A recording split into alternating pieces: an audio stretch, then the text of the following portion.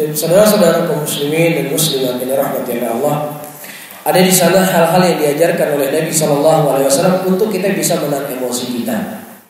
Ya, Rasulullah pernah minta wasiat oleh sahabatnya, ya Rasulullah ausini, qala la taghdab. Ya Rasulullah berikan wasiat kepada saya, qala la taghdab, kamu jangan marah.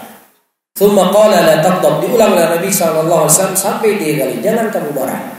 Karena memang orang ini suka marah, suka emosian.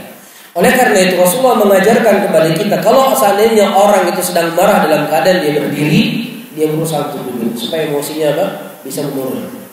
Kalau seandainya dia masih saja juga emosi dalam keadaan duduk, coba dia tidur. Ya. Nah kalau seandainya juga emosinya tetap tidak bisa dia bendung, coba dia berwudu. Coba dia berwudu atau dia pergi.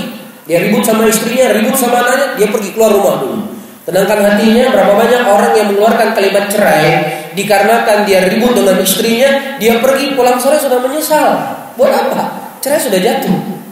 Makanya ketika ada sesuatu terjadi, kamu pergi, menghindar.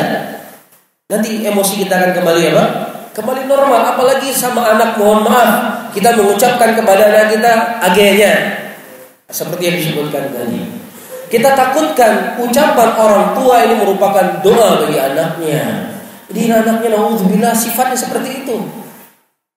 Ya, karena doa orang tua itu tidak pernah dihijabi oleh Allah, akan dikabulkan oleh Allah. Apakah doa baik ataukah doa jelek kepada anaknya.